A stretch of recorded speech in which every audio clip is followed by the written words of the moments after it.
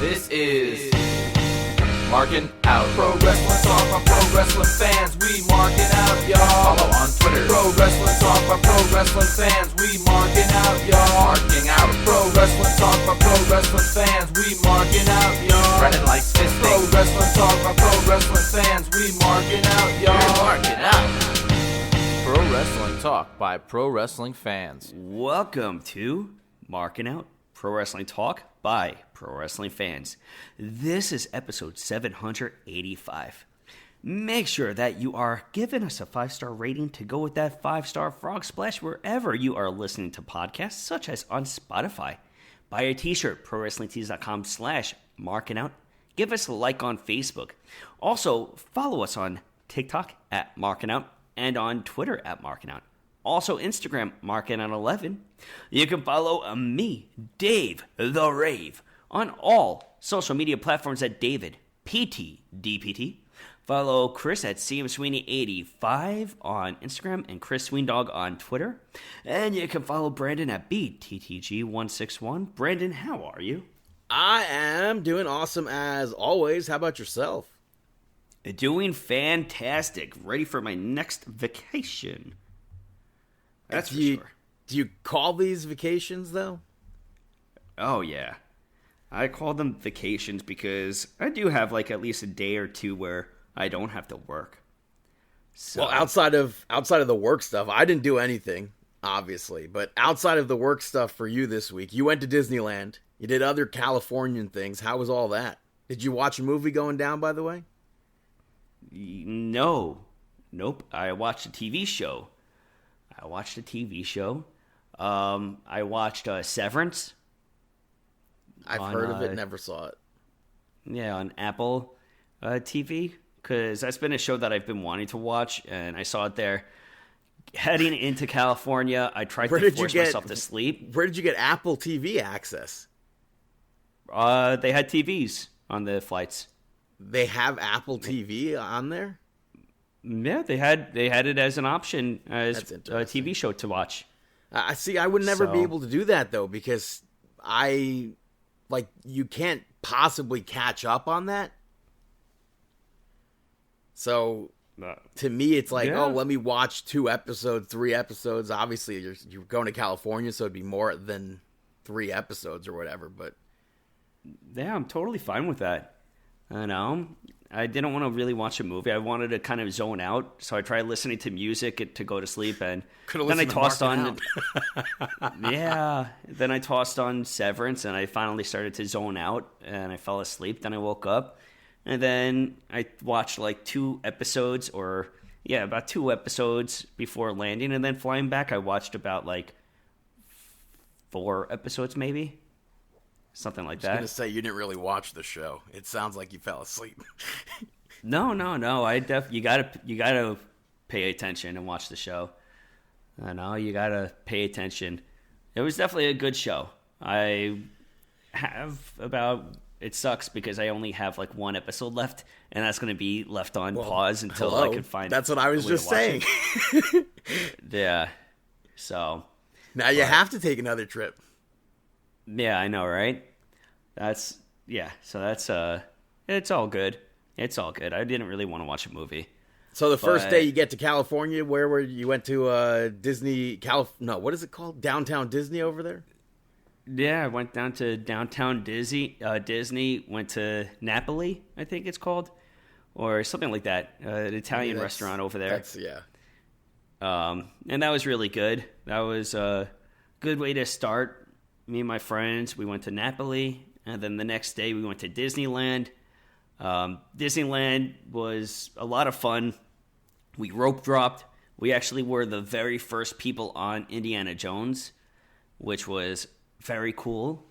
So we were very first ones on Indiana Jones, and it was a ton of fun. Got to Did you go on all the rides? But like, you told me you didn't go on the kid rides. What are the kid rides? Went on. Like, did you go? Well, did you go on Pinocchio? Yes.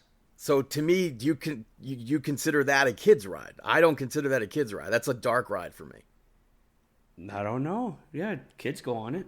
a kid ride is, to me, like the carousel. You got like the one loop track. I think there is something like that. I don't know. Yeah, we went on Pinocchio. We went on the teacups. Matterhorn. See, to me, the teacups is a child ride. Well, I guess depends on how fast you spin that thing. Did you go on the Storybook? I don't know what it's called. The Storybook, like it's like a boat ride. You would remember maybe. if you went on a boat. Did you go on a boat?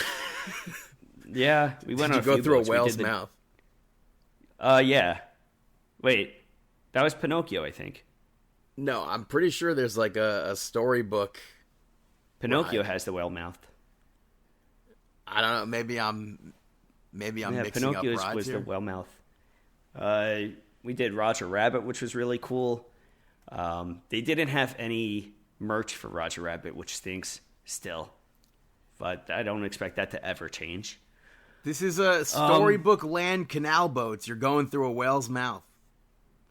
Well, there you go. So yeah, I'm going to assume you didn't go on that. It's possible. Maybe. I'll have to look at pictures. Overall, it was a lot of fun. What was your favorite ride there? My favorite ride? Let's see.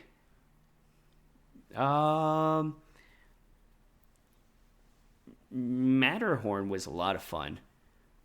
That was a lot of fun. With Disneyland-wise, Matterhorn was a lot of fun.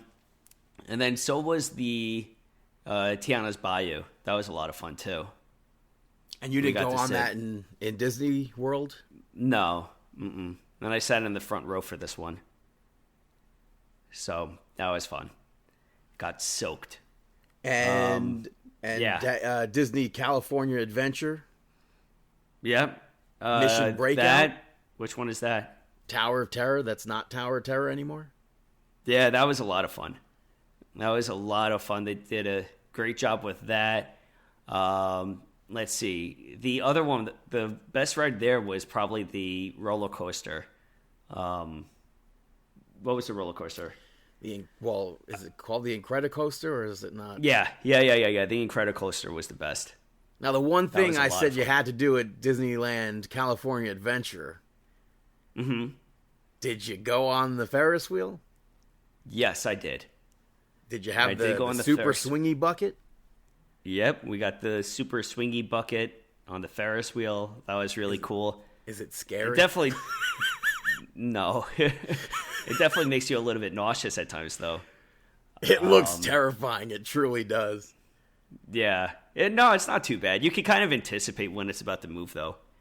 I'm fine with heights and everything. It's just like and I know I would be like safe up there and everything. It's just like super swingy. Yeah. It was a lot of fun. That was good. We went on a few of the older rides that were in that region. The Web Slingers was okay. I hear bad things from Web Slingers. It's very active. You have to be moving your hands this way, that way so fast. And it was okay. The effects were cool. What else was there? The Cars ride that they had was really cool. How was the Bayou restaurant in Disneyland? That was incredible. That was really, really cool. It was really cool how they had that set up because they walk you through and they walk you to like into the restaurant, but the into the restaurant is actually, it's set as if you're walking outside, even though you're indoors. So you're outside of this like patio of like this outback New Orleans area. You're technically on Pirates of the Caribbean, it seems. Yeah, you're actually in Pirates of the Caribbean, where they actually have the walk on the start of the ride is a little bit off of where the restaurant is. So when they're running, the people going on Pirates are actually passing by the restaurant while people are eating. So it was pretty cool.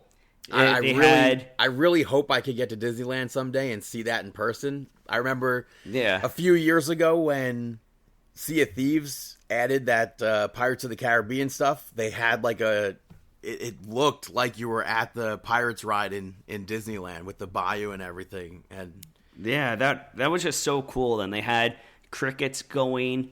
The one thing I would have added is in the Pirates aspect. Well, I guess in the sky region, they didn't have really many. They didn't really have stars in the sky. I feel like you're not really supposed to be looking up. Well, I mean, you're supposed to. It's an entire backdrop of the sky. Like, the entire backdrop is, like, the scenery of the bayou, like the swamp area. And I think that they should have added some stars and stuff like that over there. Did you have any beignets while you were there? No. Didn't have a beignet. What did I get? I got a lot of fish. Did you have a churro, a Disneyland churro? Yeah, the churro was good. That doesn't sound convincing. Your voice went up in pitch. And I mean, it was good. It was good. Okay. You know, it was a churro. No, I swear it was really good. Yeah, it was a churro. You know? The fish that I had at the bayou was really good, though. That was delicious. I wonder if they caught it fresh from the ride. Maybe. You never know. Yeah, so that was really good. What else? I had the Dole Whip, of course, and that was delicious. How did you eat that? With a spoon? Cup, twist, flavor? Sundae? It was pineapple and twist in a cup. What's the twist aspect? Well, I guess a bowl, not a cup. Bowl. Vanilla ice cream? Pineapple? You said it's a twist. There's got to be something twisted into it. It's not just pineapple. Oh, so not a twist. It was just your regular Dole Whip. I don't know. It was your regular Dole Whip. Tasted good. You know? Okay. I ate it with a spoon. Let's see. Yeah, overall, it was a lot of fun. It was really cool. I would go back 100%. I liked that it was less stressful than Disney World. It wasn't as crowded, which I liked a lot. I went with people that knew what they were doing as well. So we had one person handling the fast passes, and so she would just get the fast passes for all the rides and do the reservations for the food, and then we would just Venmo later on, and that was much easier. Was it weird walking through Disneyland, and because in Magic Kingdom or Hollywood Studios, vice versa, etc., Animal Kingdom also, you're walking through 4 different parks. Here, you're walking through one park and you're seeing Galaxy's Edge. Is that weird to go? Like, is there like a transition? How does that work? That wasn't weird. I don't know. It wasn't really a transition to me. It seemed very similar to Disney World, where the format was very similar. You know, like off to the right of the castle was Galaxy's Edge. Yeah, but that's like a completely different park in Florida. Is it? Yeah, I mean, you have to go to Hollywood Studios for that. You're not in Magic Kingdom walking to Galaxy's Edge. Well, what's in Magic Kingdom? The space. Magic Kingdom is Fantasyland, Adventureland, Tomorrowland. Tomorrowland. So that's what I mean. Tomorrowland is off to the right of it. Tomorrowland. Like that layout. Tomorrowland is to the right. And when you walk into Disney World, then Tomorrowland is to the right when you walk into Disneyland. Yeah. It was definitely a lot of fun. It was very good. Our hotel was right across the street from it, so we just walked right on over. Is that trippy? Seeing Disneyland like right up on the street? That was cool. We actually got to see the fireworks on our last night. We got to see the fireworks display from the hotel, balconies and stuff like that. So that was nice. Outside of Disney, what else did you do California-wise? Anything? So we had the conference, the CSM conference. Let's see, where else did we go? I tried out some buzzed coffee. I forgot what it was. Better Buzz, I think. I tried that out. I went to this place, Georgia's Donuts, to test that out, and that was really good. Where else? I know you went to In-N-Out. Yep. Went to In-N-Out Burger. Hype. And that was good. Better than anything here, or? I feel like the tomato was more fresh than what I had. I feel like the tomato really tasted fresh, which was good. I feel like I've heard that before. Yeah. I did get a double-double, but I think somebody else on the team ate my double-double. That reminds me of the last time I had fast food. Yeah, somebody had my double-double. I don't know who had my double-double, but I ordered a double-double. So what did you end up eating? A single? Yeah, a single. I had some animal fries, which was pretty good. Yeah, it was overall a really fun, enjoyable trip. And now my next go-around would be February, April, going to Epic Universe with Chris and a few friends. So that will be fun. And then in May, I have to go to Saratoga.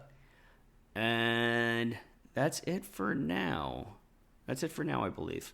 Unless something comes up where I may do a trip during the summer, which can definitely happen. So we'll see. Stay tuned. And hopefully we'll get some Disneyland clips onto our TikTok. You can see that at Markin Out on TikTok, like you said earlier. And yeah, I already said I didn't do anything this week, so straight to Monday Night Raw. Kicked off with the Usos, who are still not coming out to their theme song. I don't get it. At this point, I really don't get it. Yeah. It makes no sense to me. But they were on their way out. Paul Heyman and the Vision interrupted. And Paul Heyman showed off footage of the Masked Man from last week. Austin Theory said that he was screwed last week. Adam Pearce said Theory screwed himself, basically. Paul Heyman said he wants Bronson Reed in the Elimination Chamber, and Pearce said he'll have to qualify next week. And then LA Knight came out, and he said he hopes that Bronson Reed makes it into the Elimination Chamber so he can stomp his head in. They also pitched a tag team match with the Usos for Monday Night Raw, and then that got set up where we saw the Vision pick up the victory over the Usos and LA Knight, where I kind of thought the setup for this was lazy for like a random match. Yeah, it definitely seemed like a totally random match. I didn't understand. I don't know. It just seemed very random. I don't know, especially with LA Knight attacking them the previous week and then going right into this. I feel like I didn't get the payoff for LA Knight. Nope. And I certainly didn't need this match. We got a barricade spot. Whoop-de-doo. Yeah. Logan Paul knocked Jimmy out, and then Bronson Reed hit the tsunami and got the victory there. And then Logan Paul grabbed Michael Cole's headset, kind of taunted Michael Cole. He's leaning over. I was like, I see what's happening here. And the Masked Man showed up. I didn't see what was going to happen. As soon as he starts leaning over like that, the Masked Man showed up and stomped Logan Paul on the table. He takes off. It caught me off guard. Later on, Adam Pearce got a mystery crate that said don't open until 2/28, which is the date of the Elimination Chamber. You would have liked to have had this be something huge. You don't want it to turn into a golden egg situation. Yeah, it kind of wanted to be Y2J. And then it came out that Jericho's contract was frozen and he's got 1 million more years left on his contract or something, maybe. I mean, is that official, though?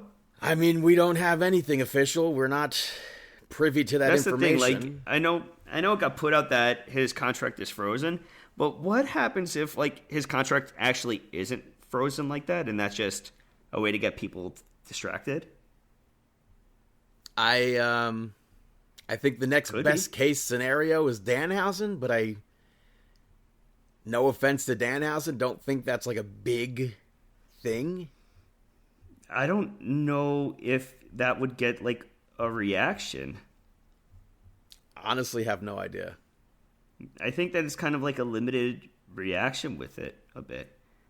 I know. But next up, you had Asuka pick up the victory over Bayley and Natty to qualify for the Chamber.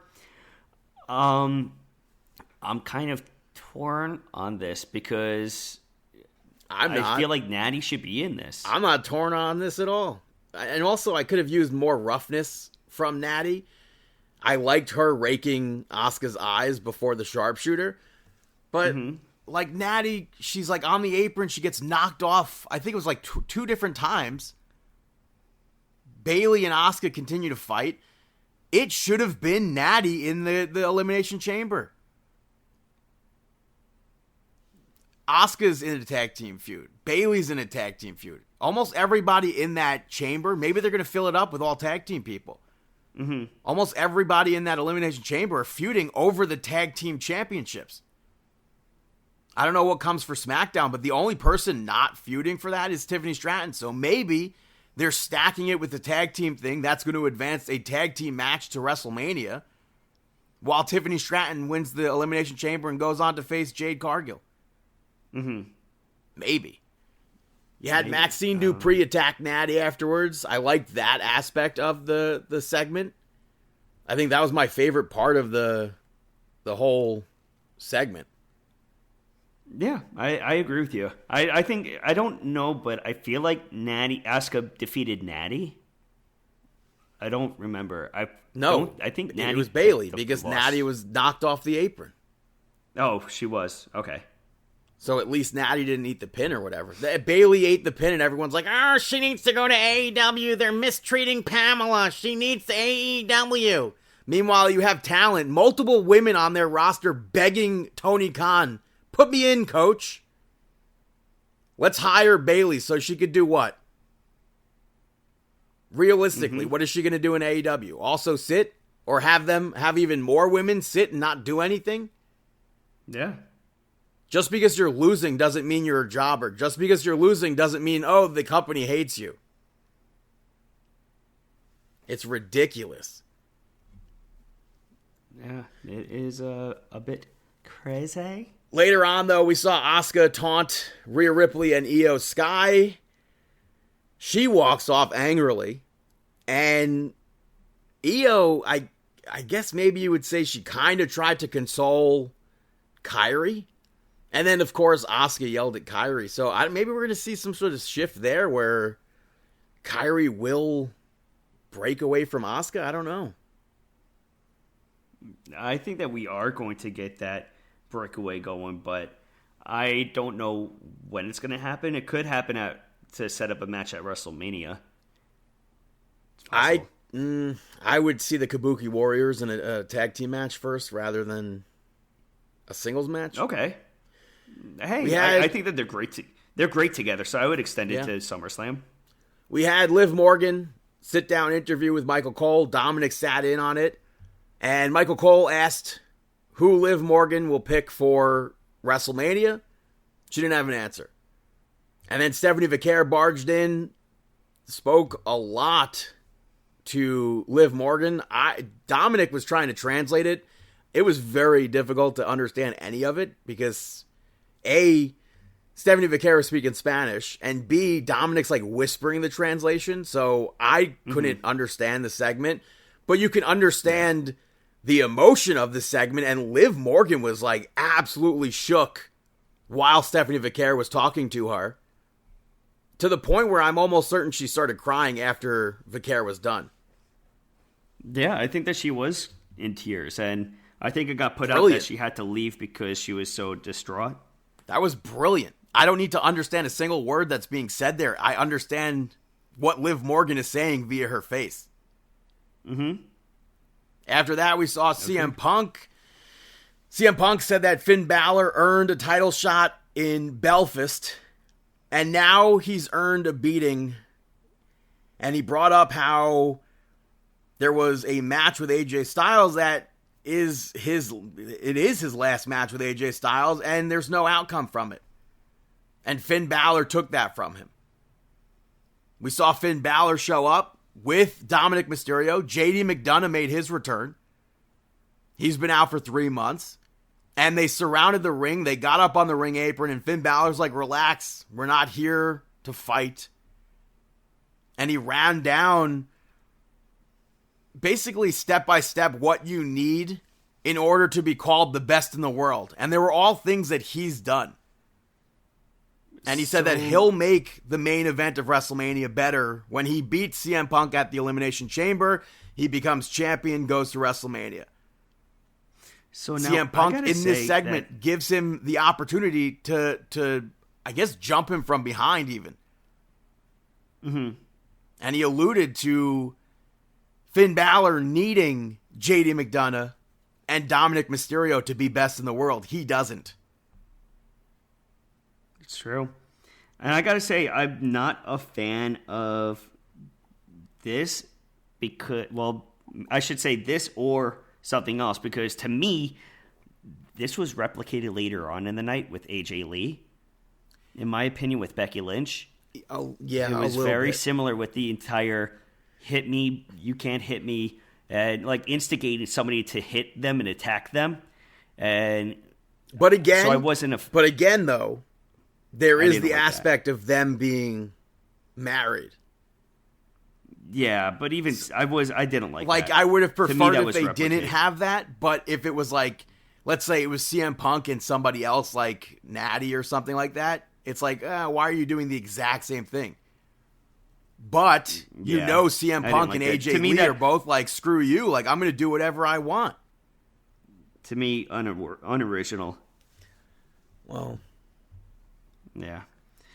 But next up, you had Penta pick up the victory over El Grande Americano to become the number one contender. I don't know why Penta needed to be a surprise opponent here. Mm-hmm. That didn't make sense to me. And I was also surprised to see El Grande Americano kick out of that Penta driver. That was unexpected, but Ryo got involved, and Americano ends up hitting that headbutt. Commentary thought his mask was already loaded, but it wasn't loaded, and Penta kicked out of that. Ryo distracted the referee so Bravo could give Americano the steel plate. He got dragged under the ring, so he couldn't give him the plate, and El Grande Americano Original shows up, takes out Los Americanos. Off that distraction, Penta was able to hit a springboard destroyer, which looked fantastic, and got the victory off of that. Great to see a destroyer be a finisher. Mm-hmm. And then El Grande Americano Original attacked El Grande Americano, tried to unmask him, but Los Americanos helped him escape, and El Grande Americano Original and Penta shared a moment where they, like, touched hands. Not quite sure how that fits in. I mean, we saw that's like the whole, like, heel in Mexico, face in the U.S. sort of thing. Yeah. There was that moment in Mexico where Penta and Phoenix were in the ring with Rey Mysterio while Rey Mysterio showed respect towards El Grande Americano. Mm-hmm. It wasn't the Lucha Bros doing that, so there's like at least like that little tiny saving grace there. But it's also like, how did you forget everything that was going on with El Grande Americano? Or do you think that El Grande Americano Original is not El Grande Americano? Like, there's a lot in there to question. There's a lot. After that, AJ Lee came out, spoke about the last time she had a singles match and how different the division looks now. And how when she was wrestling, all they had was a butterfly to chase after. I happen to like the Divas Championship. But she said that she wants to fight Bayley. She wants Lyra, Io, Rhea, the Kabuki Warriors, Charlexa. Literally naming every single person in the freaking tag team division. But for now, she's focusing on Becky Lynch. She called Becky Lynch out. And Becky said that for the last 10 years, she's been making history while AJ Lee's been off making comic books. And if she makes it out of the chamber, she can write about it for a comic book. I mean, she's totally not wrong. No. And then that's like what you were saying after that. AJ Lee challenged her to throw hands. Yeah. I didn't like the way that AJ Lee even delivered this part of the promo. It sounded very corny to me. It sounded like a Kenny Omega promo, Like just the overly characteristic voice. I don't like it. Well, I was never a super fan of her promos to begin with. I don't think they're awful, but Becky Lynch made it look like she was about to get into a scrap with AJ Lee, and that was it. AJ Lee said she could take the first shot, basically like CM Punk did, but she refused and she left. Yeah, I didn't like it. The hit me, Becky, hit me. Why don't you? I didn't hear any sort of Kenny Omega in there, but your impression sounds like Omega, so I'd have to rewatch that too. And you know what I'm talking about with Kenny Omega, right? Yes, I hate Kenny Omega's promos. They're awful. He talks I'm totally with you. I am Kenny Omega, and I'm speaking like this to prove you wrong. Exactly. I don't know why he does that. Hit me, Becky. It's like he's trying to do overlay of an anime or something like that with the way that he's dubbing his voice over. It's possible. I don't like it. We found out. I do not like it. AJ Styles will be on Monday Night Raw next week, or we don't know if AJ Styles will be on Raw next week. AJ Styles is getting a tribute show for him in Georgia. We have to maybe assume, we have to maybe think that he'll be there, but I don't know what this can be. I don't know what it could lead to. Some people are like, this is leading to AEW, and then other people are like, well, this could lead to maybe another match. Mm-hmm. Maybe people are like, this sounds like it could be WrestleMania. And then WrestleMania is it for AJ Styles. Mm-hmm. Or maybe he's just done. And it's just a tribute. And we get the next opponent for Gunther. It's true. We'll have to find out. But main event of the evening. Javon Evans picked up the victory over Gunther and Dirty Dom to qualify for the Chamber match. I was actually very surprised by this one.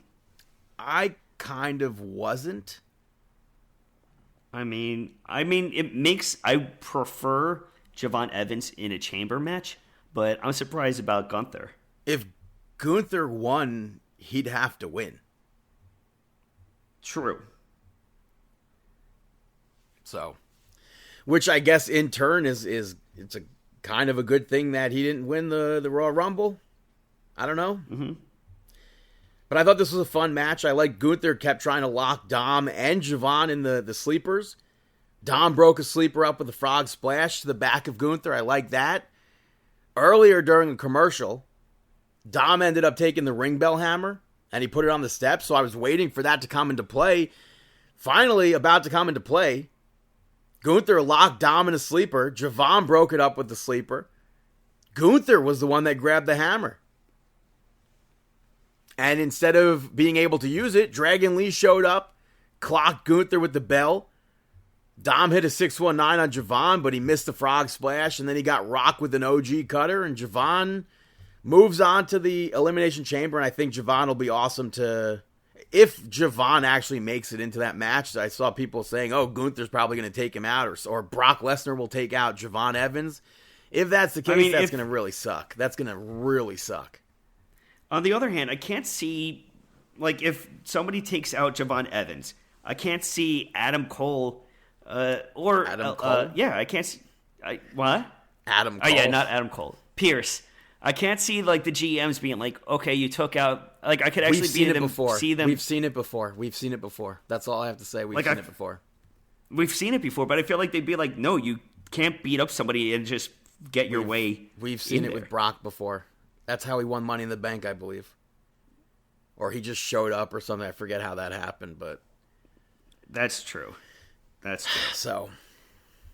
I don't need to see. There's the internet is saying LA Knight versus Brock at WrestleMania, and if LA Knight's not going over, then I don't need to see that at all. Yeah, I'm okay on that. But moving on to NXT, kicking off with Kalani Jordan picking up a victory over Lola Vice. Honestly, Kalani Jordan versus Lola Vice, for me, it's always tough to pick out a winner because the two of these wrestlers I could easily see in a WrestleMania matchup at some point. Both of them, Kalani Jordan and Lola Vice, have so much potential. So I think that this was a great opener. Yeah, and Lola Vice went right after Kalani Jordan before the match started. She, in the match, refrained from using her hurt hand for most of it. She ends up using it. It hurt her. Later on in the match, she goes to use she went to hit the spinning back fist, ends up smashing it into the platform that's in the crowd in NXT. So I thought we were going to see Lola Vice win this match. But with the hurt hand and everything, she did it to herself. I don't know why you're going to use your hand if you're not really able to. And Kalani Jordan hit that 450 or tried to hit the 450 and Lola Vice caught her. But she couldn't lock in the submission because of that fist. And Kalani Jordan locked in her own submission and made Lola Vice tap out. I thought it was well done. I agree. Backstage, we saw Ricky Saints, I guess technically in the parking lot, walking, and Joe Hendry attacked him. And then Hendry fired up, went to the ring to call him out to continue their fight. I feel like I said fright. And Ricky Saints showed up in the crowd. Say that again? Why did you do that? Say fright instead of fight? Yeah, why would you do such a thing? I don't know. But Ricky Saints was in the crowd, and he insulted Joe Hendry, called him a meme, which is quite egotistical. And Joe Hendry challenged him, come down, get these hands, basically, and Ricky Saints put out a challenge for Vengeance Day. So that match gets set up, I believe, if I'm not mistaken. So we'll see that take place, I think, for the championship. You had Tony D'Angelo pick up the victory over Cutler James, which Tony D'Angelo went right after Cutler. Tony controlled a chunk of the beginning. It didn't last long, though. But neither did Cutler James having the upper hand. So this was like a very quick match where Tony had a quick bit of control. Cutler had even less control. And then Tony basically puts it down. Dion Lennox attacked Tony D'Angelo afterwards. Tony ends up taking over. Tony ends up trying to smash Dion Lennox's ankle with the steps. And Cutler James saved him right before that could happen. So it's interesting. They did have the numbers game there, but they ran. Yeah. But next up, you had the Vanity Project pick of the victory over Hank and Tank, OTM, and the Culling to become the new #1 contenders. I was actually surprised by this. I wasn't expecting the Vanity Project to come out as the winners. Given their tie to Ethan Page, I was like, I was up in the air here. I thought maybe they could walk out as the winners. But because Izzy Dame is North American champion, I thought we could either see them win, become #1 contenders, or see Tatum Paxley show up and cost them the match, which that did not happen. Because we're still getting more between Tatum and Izzy Dame soon. But as far as the match goes, I liked the back and forth between Nico Vance and Lucian Price. I thought that was like because they're not like big men, but they're like still big. Like they're not Big E or anything, but I liked them going back and forth with what they were doing. Super chaotic match. And very much so all over the place. But Jackson Drake got involved. He prevented Shawn Spears from winning. Brad Baylor ends up falling right onto a pin to covering and get the victory there. Yeah. Before that table spot had to suck for Bronco Nima. Had to. When the table broke before he even got a chance to land on it, that had to suck. Yeah. We had Fatal Influence come out. JC Jane spoke about how people still say that Sol Ruka's better than her. Meanwhile, she beat Stephanie Vicaire, who's now the World Heavyweight Champion, or the World, what do they call it? The World Championship? I don't know what the Women's World Champion. I never know what to say for that one. But she said that she had to watch Sol Ruka represent NXT on John Cena's final Saturday night's main event. She got to debut in the Royal Rumble, but what's everybody talking about from the Royal Rumble? It's Sol Ruca was the final 3. And she spoke about how Sol Ruca sacrificed her best friend for a title shot. And basically, Sol Ruca comes out, denies all of that. And she's like, I'm not going to let you talk about Zarya like that. Right before this, Zarya basically told Sol Ruca, she's done. Screw you. I'm literally done. Zaruka's done. She still put Zarya over. So I liked that aspect. JC ends up slapping Sol Ruca. They all jumped Sol Ruca. Zarya ran down, and it looked like she was about to attack Sol Ruca. She made Fatal Influence pick Sol Ruca up, and then she speared Laney Reed, and then she took out Fatal Influence. So Sol Ruca, I'm almost certain, was crying. She looked quite emotional there. I can't see this partnership lasting much longer, but it was very interesting to see that right before that segment took place, she's like, I'm done, screw you. And then it looked like she was about to turn, and then, no, absolutely not. We're friends. Yeah. Next up, you had Ilya Lafleur pick up, end in a draw with Eli Knight. Not L.A. Knight. Eli, maybe change the name. Eli Knight? Yeah, maybe change the name. They hit a bunch of high-flying moves. Knight, at one point, tweaked his knee or his ankle. And I guess he had that working against him. Time ends up running out. I thought we could potentially maybe see a triple threat, but at the same time, I was like, there's no way they would do that, because how would a triple threat speed match work? And Rob Stone came out, set up a triple threat. And instead of having a 5-minute championship match, they're going to make it 7 minutes because there's a third person in the match. I don't know who walks out of that as champion. Maybe Jasper Troy retains. I would kind of like to see Jasper Troy retain, but I wouldn't be upset with a new champion. And then next week we have the women's speed tournament starting up again. Blake Monroe, I believe, is facing off against Thea Hale. And everyone's like, look at that. She's in the speed tournament, LOL. Grass is greener, LOL, LOL. Goofy. Backstage, Uriah Connors and Charlie Dempsey had a segment where Connors tried to convince Charlie Dempsey to join the group with Lexis King, Ariana Grace, and Stax. And next week, man, we're going to see Uriah Connors face Cale Dixon. Put the nail in the coffin to Chase U. They've been going back and forth on Twitter as well. It's getting quite personal. Yeah. Main event of the evening, Ethan Page picking up the victory over Shiloh Hill to retain his championship. I think Shiloh controlled a decent amount of this match, but Ethan Page tried to use a chair at one point. Shiloh Hill prevented that. Ethan Page tried to use the championship at one point. Ethan Page had that prevented by Shiloh Hill as well. And then the Vanity Project made their way out, and they eventually ripped up the ring mat outside. Ethan Page attempted the Ego's Edge, but Shiloh escaped from that. But the Vanity Project still getting involved. He's fighting 4 people in this match at this point. Some of them took crazy bumps. Ethan Page ends up hitting a twisted grin on the exposed floor. Hits another one in the ring, gets the victory there.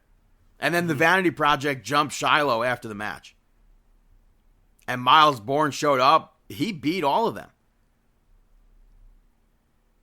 And Miles Bourne beat up Ethan Page, and Ethan Page finally gives him a title shot. He put Ethan Page's ankle in the chair and went to smash it to get that title shot. And then, after Ethan Page agreed to the title shot, he freaking smashed his ankle. Oh, that... I didn't put 2 and 2 together. Just now it clicked. I saw Ethan Page limping in a video recently. Oh, well, there you go. I forgot. Yeah, look at that. So that was the end of NXT. Moving over to SmackDown. It opened up with Cody Rhodes, who was immediately interrupted by Jacob Fatu. Fatu said that he had Cody and Sammy beat last week. Drew McIntyre got involved. He got screwed. And he called Drew McIntyre out. Instead, it was Nick Aldis who came out and said that he gave Drew McIntyre the night off. And then, wouldn't you know, Drew McIntyre showed up regardless. Somehow got a microphone. He said he bought himself a suite for the night.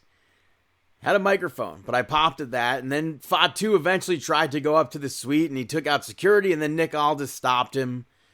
He threatened suspension, so we had that. Tama Tonga picked up the victory over Ilya Dragunov. They were both fired up in this match. Dragunov had his nose busted open at one point, and I enjoyed this match. The MFT got involved, though, and Tonga Loa's distraction allowed for Tama Tonga to hit that cutthroat and get the victory off of that. Solo Sikoa spoke afterwards, and Ilya Dragunov, man, fired up as hell, jumped Solo Sikoa. Obviously didn't last long. He got taken out by the MFT. Matt Cardona ran out. He got taken out. Same thing with Apollo Crews. And then Uncle Howdy interrupted via video. And he said that the next time he comes to that ring, he'll be alone and he'll expose Solo. And he basically challenged Solo to show up himself as well. Backstage, Solo spoke to Tama Tonga. He said he's proud of him, but he needs all the focus right now on making sure the Wyatt Six don't get that lantern back.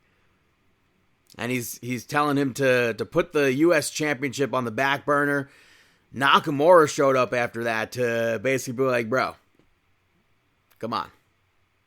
So I like that aspect of there between Nakamura and Tama Tonga.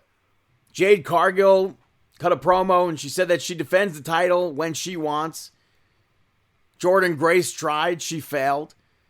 And she said that she's going to be going to Monday Night Raw. It's in her hometown or whatever. And she'll be there to hear Liv Morgan's decision about WrestleMania. She also said that if she ends up facing someone from the Elimination Chamber, she's going to still walk out on top. Kiana James, surprisingly, picked up the victory over Charlotte Flair and Nia Jax to qualify for the Elimination Chamber. I would have sworn that Charlotte was the one walking out. Charlotte had a little stare down of sorts with Jade Cargill before the match, but they cooked in this match. I liked Flair hitting Nia with that big boot that led to the Samoan drop on Kiana James. I liked Kiana James hitting a Samoan drop on Nia Jax. Charlotte had Nia Jax in the end, locked in the figure eight. Kiana James slid under, got a pin, a crucifix. I thought that was great.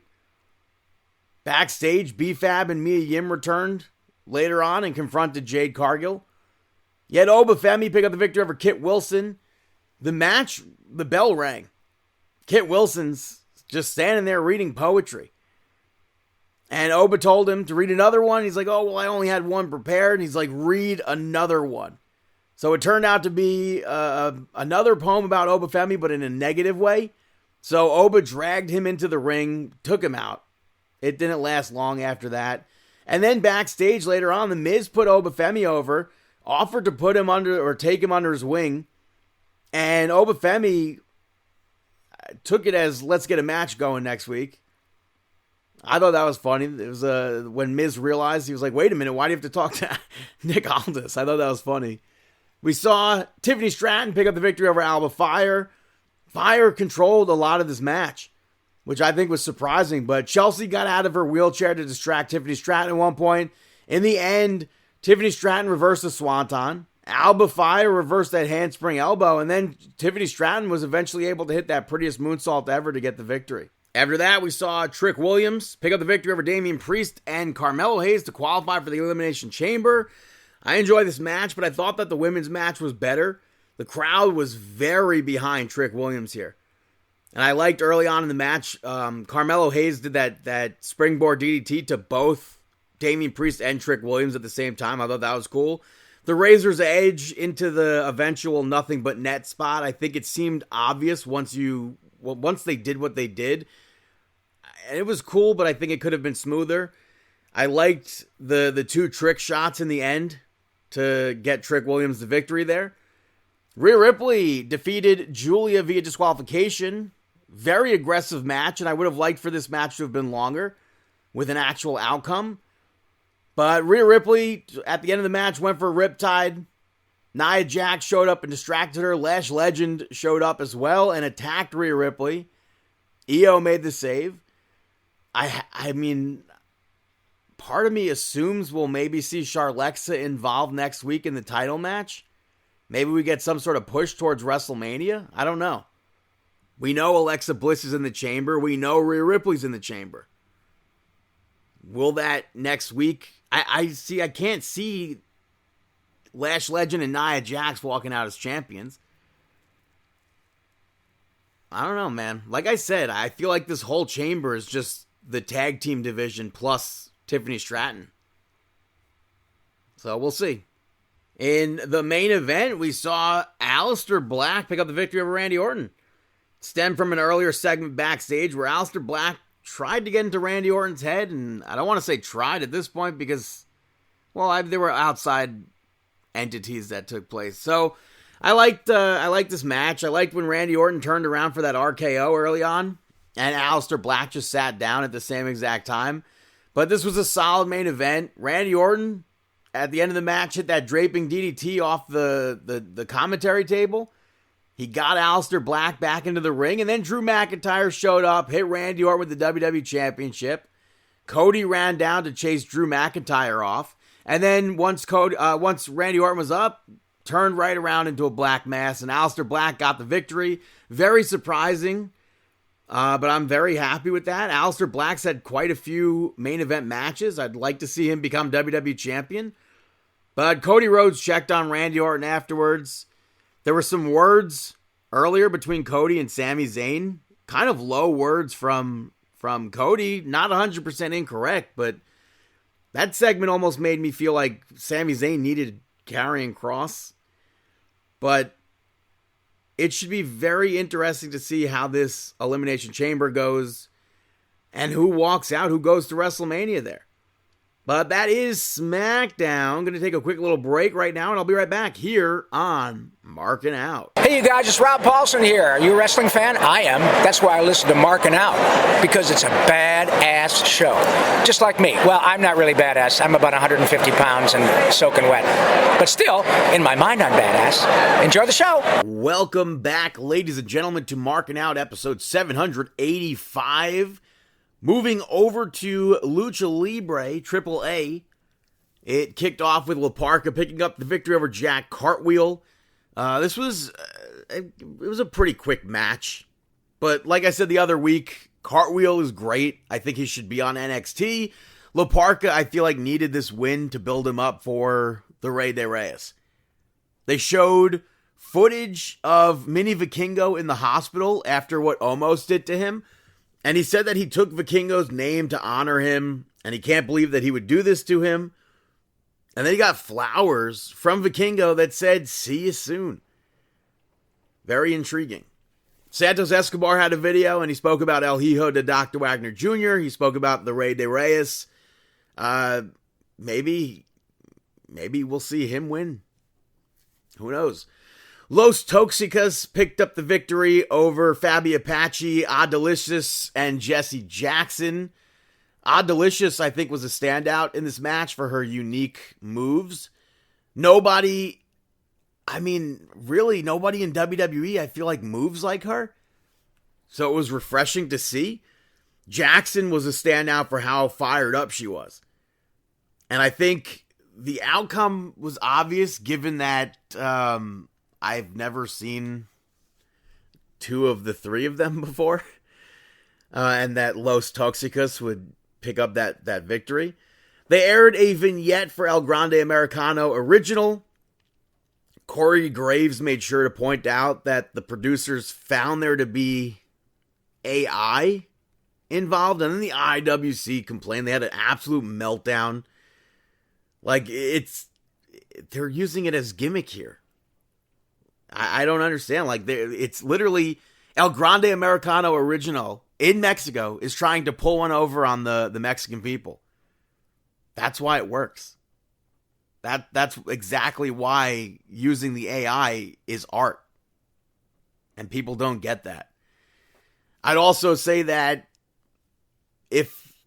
I would say that most people arguing don't watch the show and they only see a clip on Twitter. We saw backstage Los Psycho Circus. They still don't know who attacked Panic Clown, so Psycho Clown wanted everybody to stay vigilant. And then Psycho Clown and Pagano went to do commentary for the main event. The War Raiders picked up the victory over Los Americanos and Money Machine to become number one contenders. I think it was hard to see anybody else but the War Raiders walking out as the winners. But Murder Clown ran down afterwards and called the champions to the back. Dave the Clown was loaded into an ambulance. So one by one, Los Psycho Circus is getting picked off. I saw some people speculating as to who it could be. I have absolutely no idea. I can't even fathom a guess. At this point, I don't know. I mean, it could maybe be Los Garza, but I don't know. You had TNA No Surrender. I didn't watch this, but I'll run down the quick results. Sinner and Saint picked up the victory over Brad Attitude and TW3. Kazarian picked up the victory over Allen Angels. Jody Threat won a knockout battle royal to get a future championship match. Trey Miguel picked up the victory over Stax to become the new international champion. This was Miguel's Feast or Fired match. Teddy Swims also accompanied him to the ring, and then Jelly Roll was in attendance. That was pretty wild. You had Mance Warner pick up the victory over Mike Johnson. On Impact, he walked into AJ Francis's locker room and fought with him. The Elegance brand picked up the victory over Indy Hartwell and Zaya Brookside to retain the tag team championships. Mickie James showed up and beat down Ash by Elegance. You had Eric Young pick up the victory over BDE. Ariana Grace picked up the victory over Lei Ying Lee to become the new Knockouts champion. She used the Cobra, and then on Impact, she cut a promo, basically said she's been playing Santino all this time. Order 4 picked up the victory over the Hardys and the Righteous. Mike Santana and Leon Slater picked up the victory over Nick Nemeth and Eddie Edwards. Steve Macklin, after the main event was over, attacked Mike Santana. And then on Impact, Macklin showed up, spoke to Tom, tried to get into the building, and he said that if Macklin tries to get in there, he knows he's going to be arrested. And he said he has something to get off his chest, make it happen. And then we found out later on that Tom will be interviewing him next week. On Impact, we saw Indy Hartwell pick up the victory over Heather by Elegance. M got involved behind the referee's back. Mr. Elegance got involved. The personal concierge got involved. The ref ends up kicking all of them out. The blocked Spanish fly spot looked crazy. But Ash by Elegance was on commentary. She gets off to distract Indy Hartwell, but Indy ends up hitting her finish, gets the victory there. Ash by Elegance called Mickie James out for next week, so we're going to see some sort of showdown between the two of them. After that, Mike Santana came out and he addressed what Steve Macklin did at No Surrender, and he spoke about how he attacked him from behind again. But Mike Santana said that both of them know each other very, very well. And if it keeps going, Macklin's going to get dropped. And then he called Leon Slater out to apologize for not having his back when Leon Slater had his back. The Nemeths came out and Nick said that Leon pinning him was just luck. And Mike Santana refuted that. Leon Slater challenged them to a tag team match. Darius shut it down. I believe it did get made for next week, though. And then later on, Eric Young spoke about saving the X Division and how Leon Slater is basically more focused on WWE than the X Division. So he's still trying to cleanse the company of people who don't want to be there or who are negatively impacting TNA. You had Trey Miguel pick up the victory over Stax to retain the International Championship. Trey Miguel changed the strap to a neon green. That was a pretty quick turnaround from when Trey Miguel got back to TNA. But I figured Trey Miguel would win this. So I was glad that the outcome was what it was, but Ariana Grace got involved, so Stax was able to take advantage of that a little bit, but Trey Miguel kicked out, and I liked the reversal from the Phantom Driver into the pin by Trey Miguel, but that wasn't the end of the match. Miguel ends up hitting Lightning Spiral to get the victory.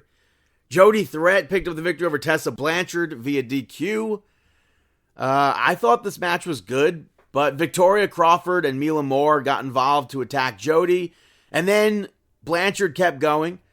Harley Hudson and Mila Grace ran down, and they kind of just awkwardly walked off and stopped the beatdown. That was kind of weird to me.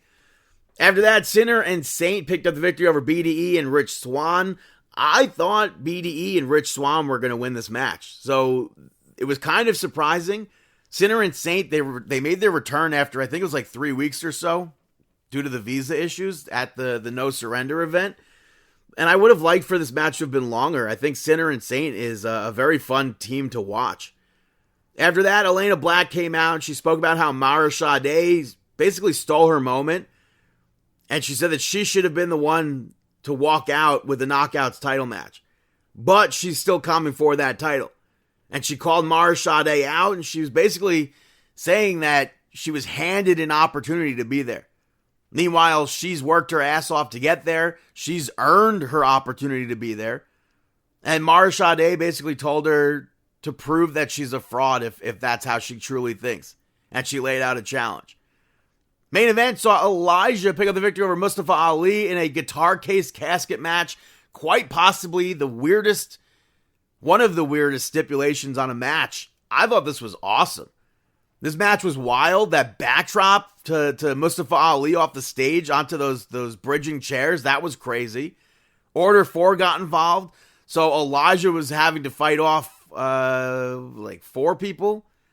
He was able to take them out a little bit. Mustafa Ali accidentally smashed a guitar over Tasha Steelz, so he took her out of that. Elijah hit the tombstone. Ali got into the casket. The casket looked absolutely awesome. Let me reiterate that. It was guitar shaped. It was a guitar case, but it was a casket. I thought that was so cool. He gets into the casket, and Ali gets out thanks to Order 4. Hotch and Skyler placed a door over the casket, and Mustafa Ali set a guitar up on Elijah, went for a 450, missed. Elijah moved out of the way. He absolutely rocked Mustafa Ali in the face with that guitar. And then he took Order 4 out again, chokeslammed Mustafa Ali through that door, and closed the casket guitar case to get the victory there. Like I said, man, this was fun. I thought that was a very, very good main event. And a unique match. I thought that was awesome. So that is TNA Wrestling. Hey, Brandon, got any shout-outs? Hey there, pal, it's me, Mickey Mouse, and you're listening to Brandon Shoutouts. The first shout-out goes to a movie called F Valentine's Day. I don't know if the F is the long version of F or just, if I could say F. But have you heard anything of this film or no? Not at all. Virginia Gardner stars in it. Skylar Aston, Marissa Tomei, Sabrina Bartlett, Jake Cannavale, Lil Rel Howery, Natasha Leggero. Gardner's character, basically, born on Valentine's Day, hates her birthday, travels to Greece and tries to stop a proposal. I feel like the movie itself is pretty unrealistic, but it didn't stop me from enjoying the actual film. It's a rom-com, and I saw an ad for it on TikTok, and I thought it was an actual fake. I thought it was like a fake movie or something, and then I like kept scrolling, and then I went back, and I was like, this looks interesting. Let me look more, and then I realized that celebrities were in the trailer, and I looked it up. It was on Amazon Prime's account, but it must have been like an international Amazon Prime, because when I went to Prime to look it up, it said that you had to rent or buy it, and they made it seem like it was free to watch. Turns out it's on Hulu.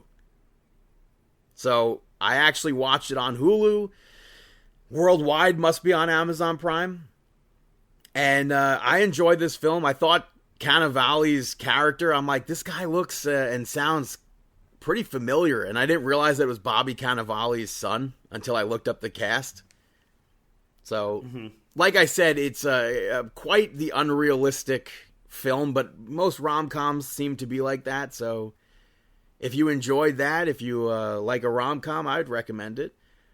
My next shout-out goes to Ella McKay, which is also now out on Hulu.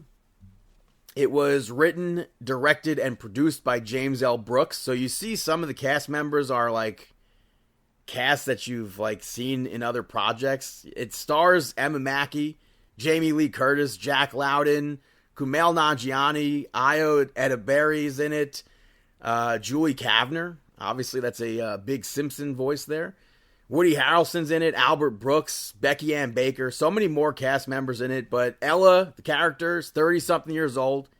She ends up becoming governor, and she has to navigate between that, her relationship with her husband, her father, her brother.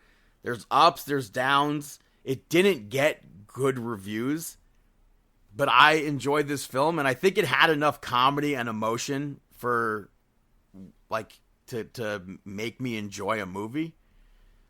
So, and I like James L. Brooks. I mean, not that The Simpsons is great these days. I like his movies, so, and I mean, his past work on TV shows is, like, that list speaks for itself. So, if you enjoy, I would say if you enjoy comedy, you might enjoy this film. My last shout out goes to James Van Der Beek, who unfortunately passed away last week at the age of 48. Probably most known for his role as Dawson Leary on Dawson's Creek.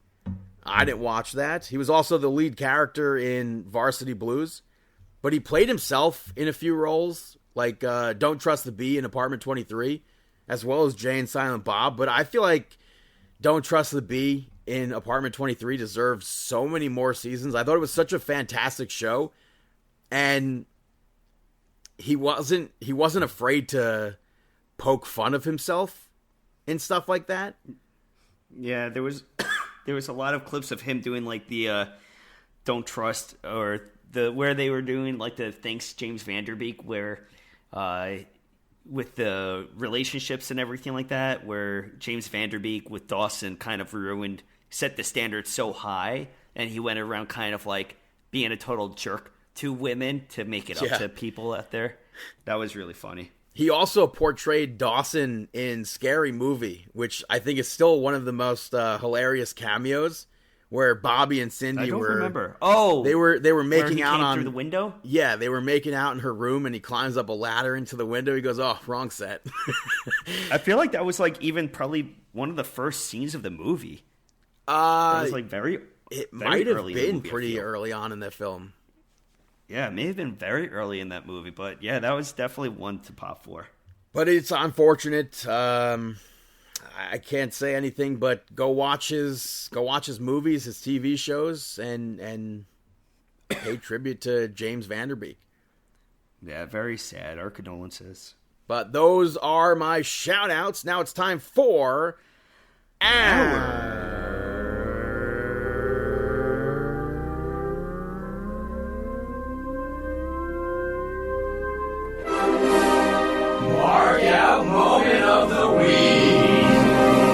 That is right, our Mark Out moment of the week. What do you got? Oh, brother. My Mark Out moment of the week. Probably just going to Disney. Going to Disney and getting to go with my friends from Final Frontier. I love them.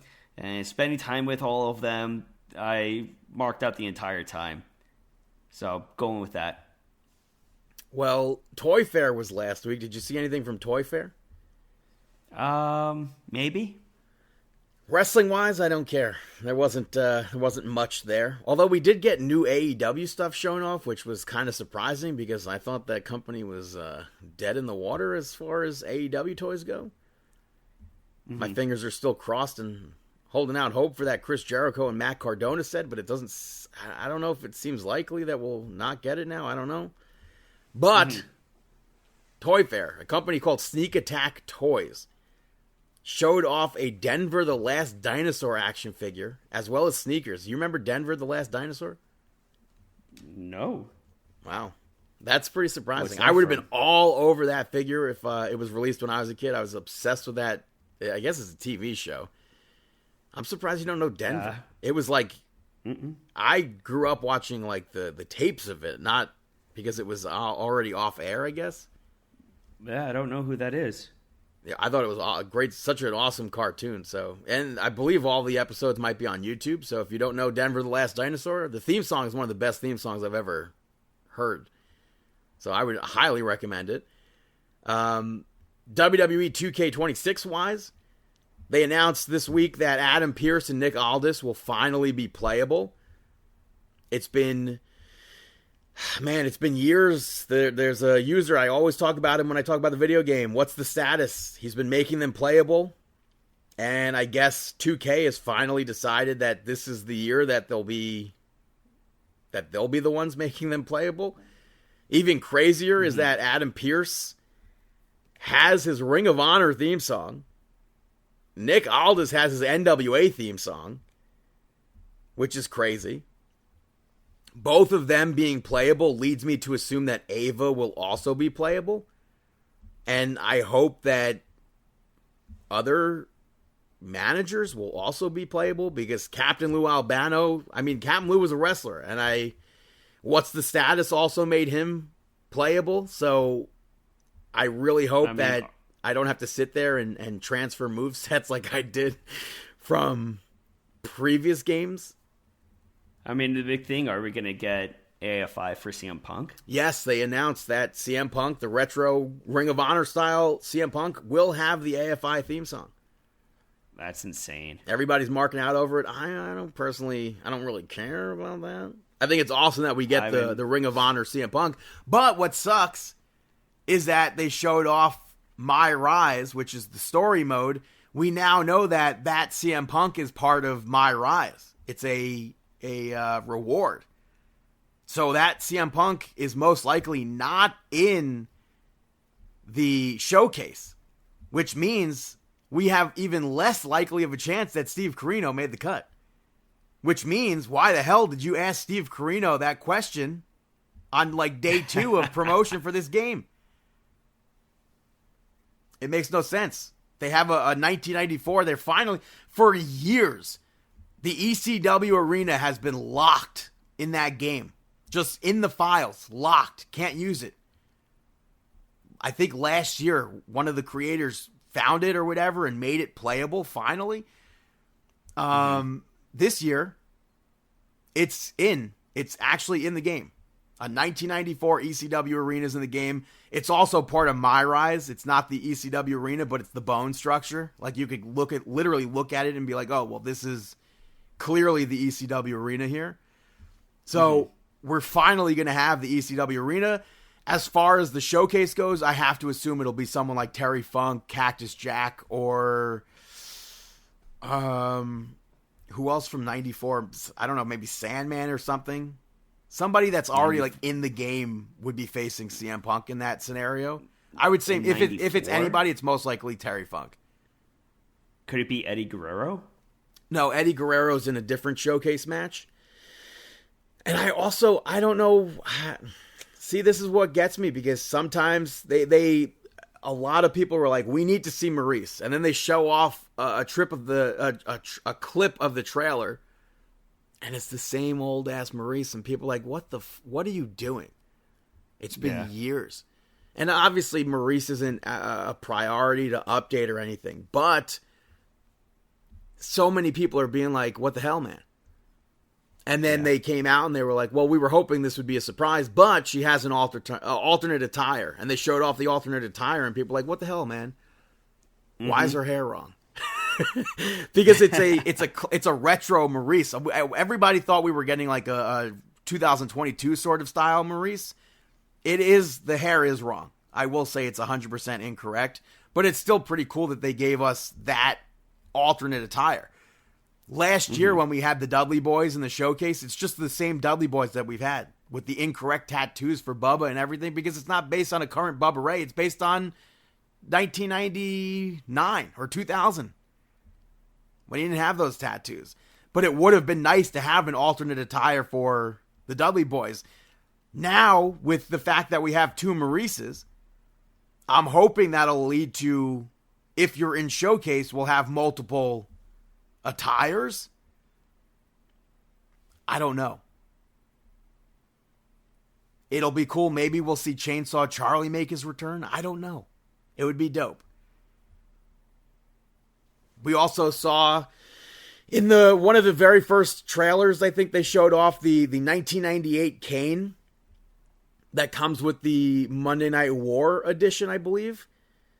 Was like, it was cool to see him, and then everyone's like, well, this is garbage. Why is his mouth moving? Why is the mask moving?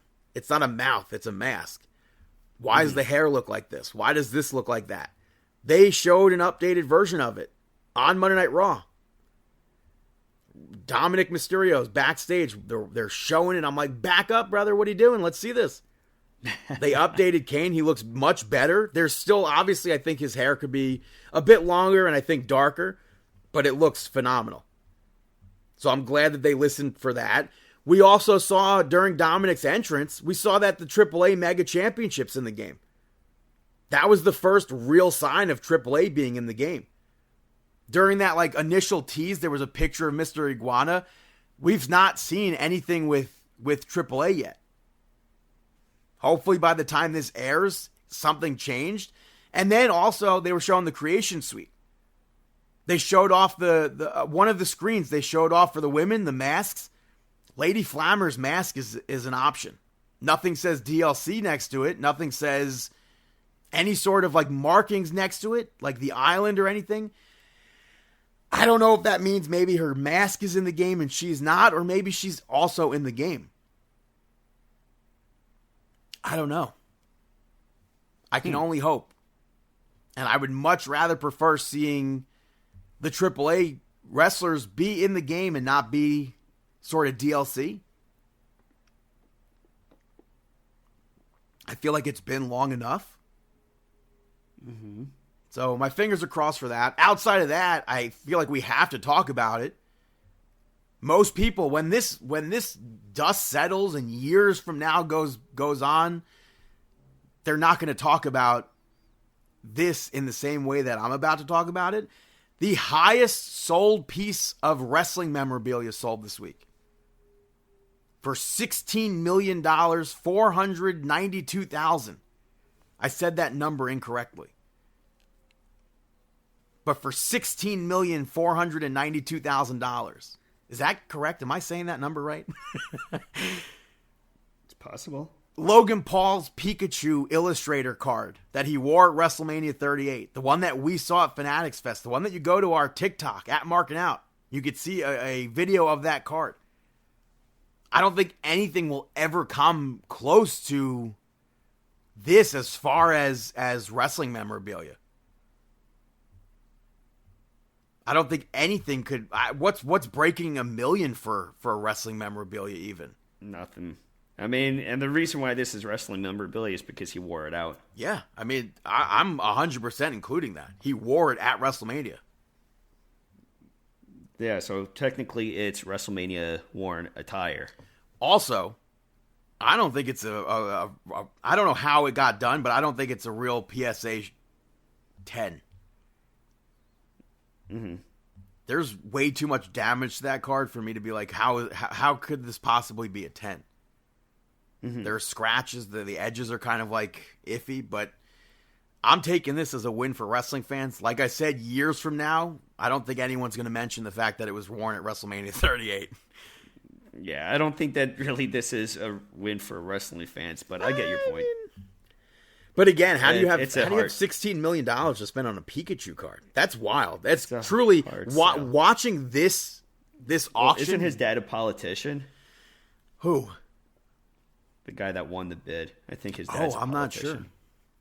That's even more sketchy. Yeah, they're in politics. But watching this auction go up and up and up and up, it's like, holy crap. Because it started really low, and people were, that one person put out a tweet making fun of Logan Paul, like, oh, what a great investor. he bought it for this and he's selling it for this. And then it's like, brother, this quadrupled in price almost. Crazy. Yeah. Imagine, and then Logan Paul gets to mention it on Monday Night Raw. If I was Logan Paul, I'd mention it every single week like Becky Lynch does. Yeah. With Sports Illustrated. So those are the mark out moments of. Well, also, I will say in regards to 2K, I think it's awesome that they gave us the face paint version of the MFT as well. They could have easily not given us that, but because they showed off one of the trailers and everyone's like wondering where the hell is the face paint. But we did get an alternate attire for that, so that's awesome for them.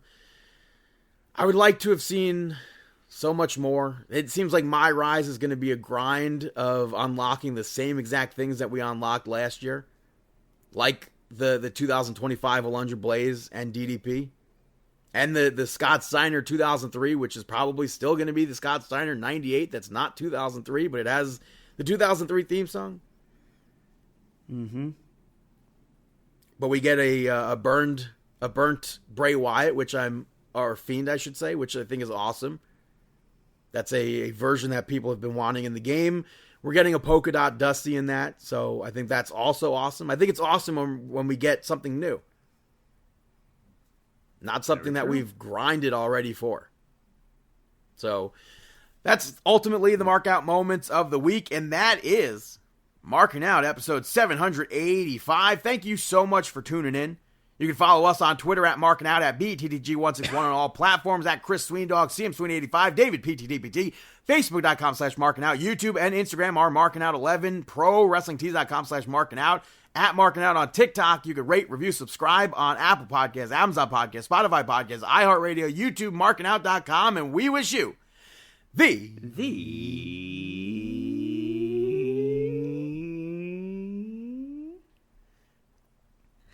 best of our future endeavors. Have a fantastic week. Oh!